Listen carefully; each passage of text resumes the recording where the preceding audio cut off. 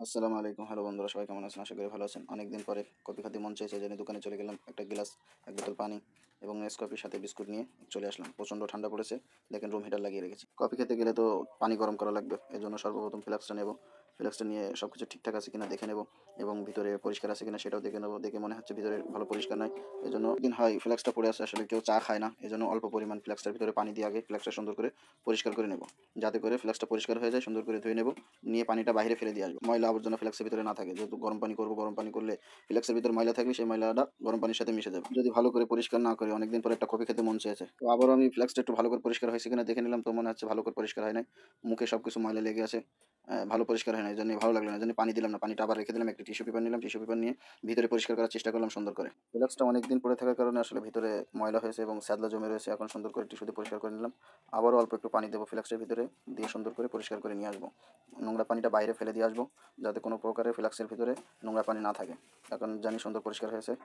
এখন ওর ভিতরে পরিমাণ মতন পানি দিয়ে দেবো, যতটুকু পরিমাণ আমার পানি লাগে কফির জন্য, এক কাপ কফির জন্য ততটুকু পরিমাণ আমি পানি দিয়ে দেবো ওর ভিতরে।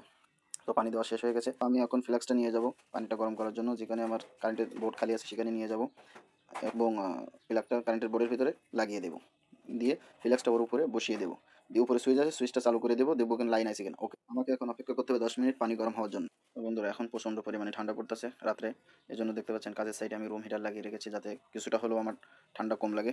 ফ্লাক্সে পানি গরমের জন্য বসিয়ে দিয়েছি। এর ভিতরে আপনাদেরকে দেখিয়ে দেবো যে আমি কোন ব্র্যান্ডের কফি খাচ্ছি। এটা কিন্তু নেক্সট কফি, আপনারা ভালো করে দেখেন, এটা কিন্তু নেক্সট কফি।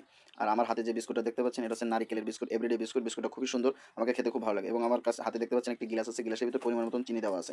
তো আমি কফির প্যাকেটটা নেব, প্যাকেটটা এখন ছেড়বো, ছেড়ে ভিতরে থাকা যতগুলো কফি আছে সম্পূর্ণ কফিটি গ্লাসের ভিতরে ঢেলে দেবো। প্যাকেটের ভিতরে সম্পূর্ণ কফিটা গ্লাসের ভিতরে ঢেলে দিলাম এবং কাগজটা বাইরে ফেলে দেবো। এর মধ্যে দেখে নেবো যে পানি গরম এখন হয়েছে কিনা। এখনো পানি গরম হতে সময় লাগবে, পানিতে ভাব উঠতেছে, হয়তো 2-1 মিনিটের ভিতরে পানিটা গরম হয়ে যাবে।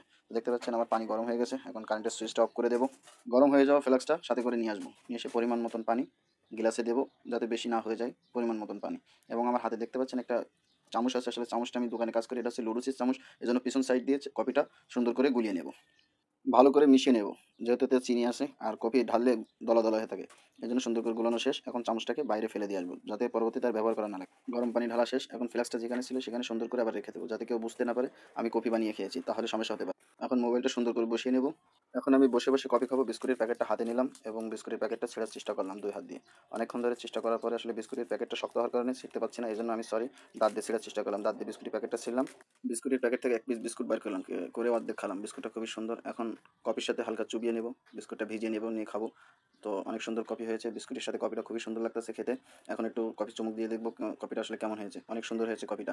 কফি খাওয়ার ভিডিওটা যদি আপনাদের কাছে ভালো লেগে থাকে, লাইক শেয়ার কমেন্ট করে পাশে থাকবেন।